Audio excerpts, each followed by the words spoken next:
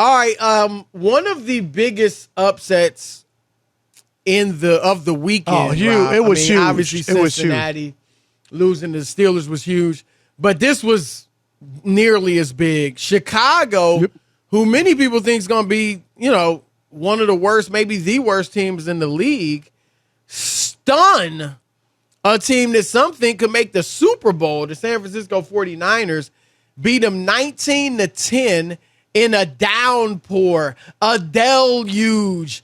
Well, I heard people making Noah's Ark comments on TV and radio today. But 19-10, the Bears beat the Niners. And kind of like, Rob, we talked about with Dallas and Tampa Bay, the Niners couldn't get any offense going. Trey Lance, the quarterback, the future there, at least that's the plan, was horrific, Rob.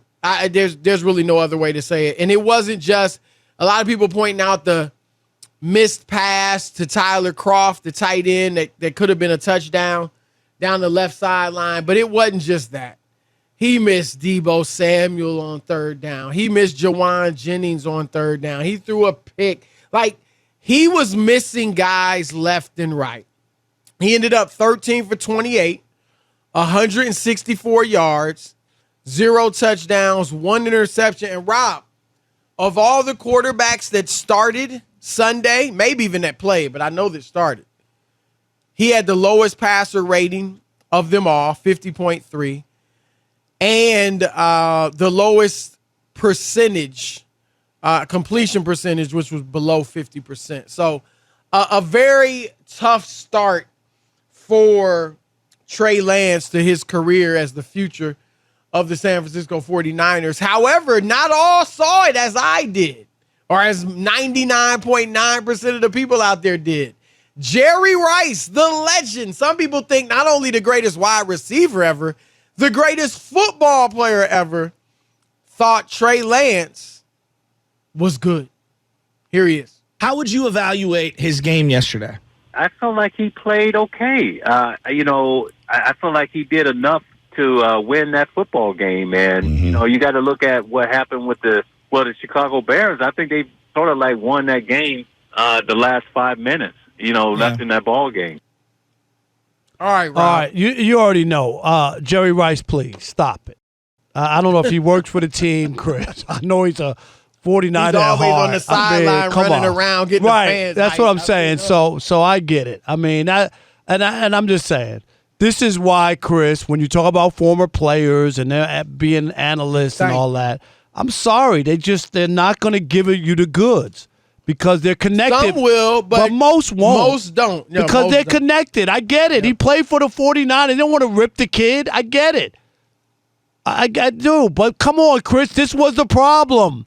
This is what me and you talked about. You end up making yourself look bad. Right. It just nobody believes you, Jerry. Right. There's nobody that's sitting. There's not one person on the planet that was like, you know what? Yeah, he played well. Right. No, he didn't play well, Jerry. It's okay.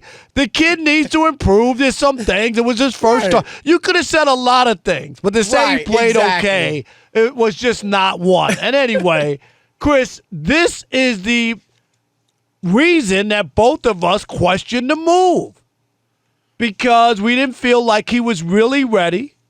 Teammates didn't vote him captain. Questions about, he hasn't played that many games the last couple of years, period. The level of competition he played against, it's all that stuff. And he could be a hell of an athlete.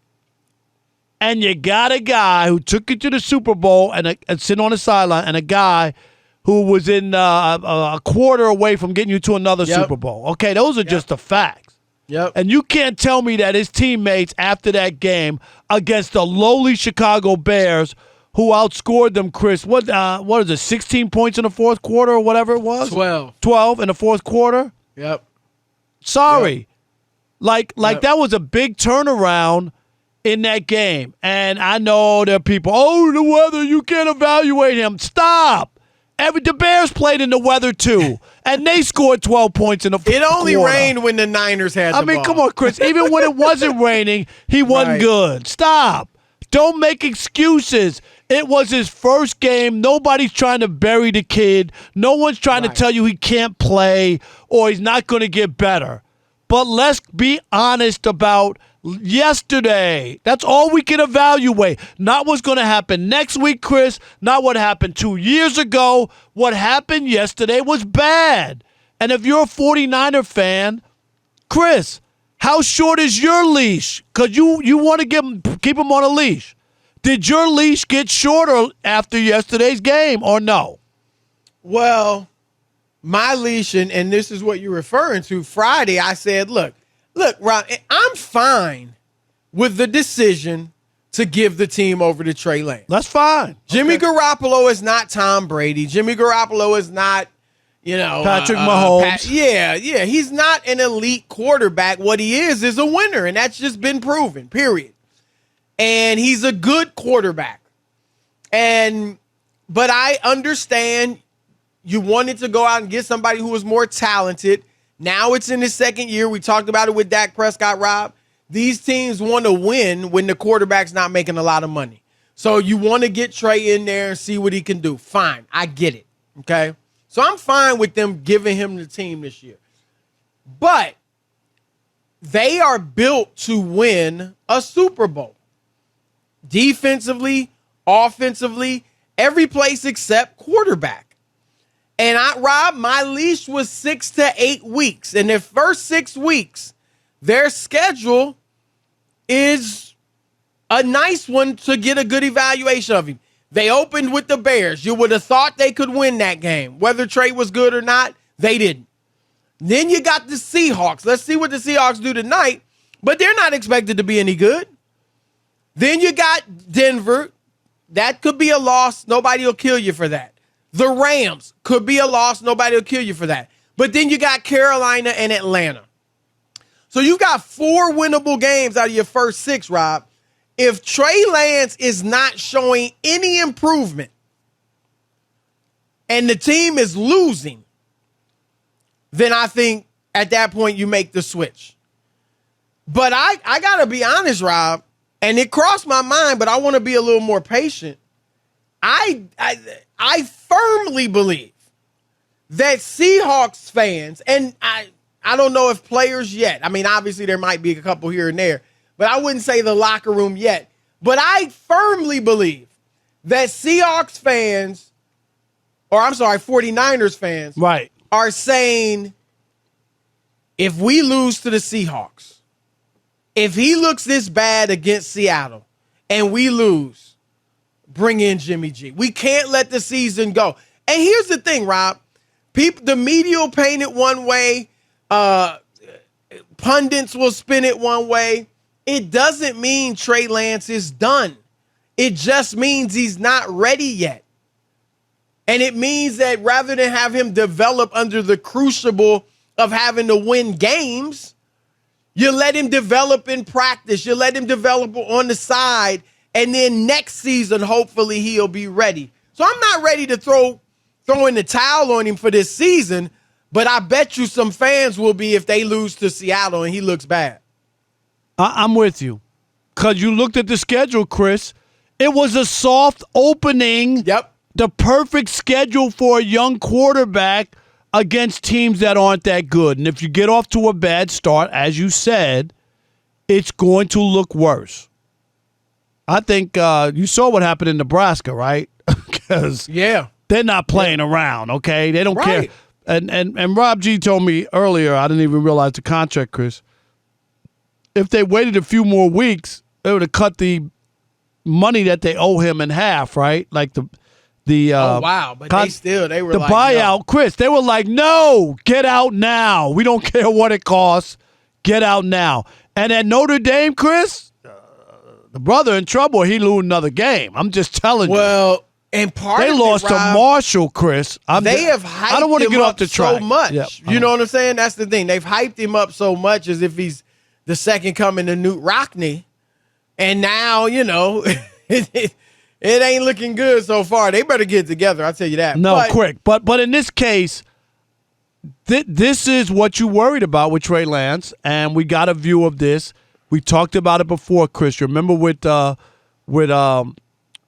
is it Hurts in Chicago? Jalen Hurts? Jalen Hurts. Jalen Hurts. in Chicago. Remember when they wouldn't start him and we were saying, Oh, well, Justin Fields in Chicago. no, Justin Fields. Jalen Hurts For in Philly. Yeah, Justin Fields. You remember when we talked about that? Like, they watch him. They know. There's a reason. Right. There's a reason because it didn't make sense why the Bears didn't put him in earlier. Right. And this might be the case on why Jimmy G is still there and why ultimately, he could find his way back into the lineup. And you said it when you alluded to what happened in Nebraska. This is big boy football. This isn't Pop Warner. Nope. This isn't, let's develop the kid. This is a year-by-year league now. Am I right? Yep, it is. I mean, yeah, if you're just horrible and, you got nothing going for you, then sure. Then you can have a little multi-year plan, right? Jacksonville. Well, Trevor Lawrence, he's going to be our guy. And we got to talk about Trevor Lawrence, too, tomorrow. He looked bad because he doesn't look good too. either, Chris. And now you can't blame it on Urban Meyer. He ain't there. Right. And he still don't look good. Had a couple decent throws, but had some really bad throws. Miss a couple throws that could have been scores. But anyway, Rob, these are men. There are millions, hundreds of millions, billions of dollars on the line at stake. I can't play you because I like you. I can't even play you because I gave up a lot of draft capital for you. No. I've got to play the best players, period. No favoritism, none of that, no other side agendas. We've got to play who's going to win us football games, especially when your team is built to win. And Rob, we've talked about it before. You can't fool players, man.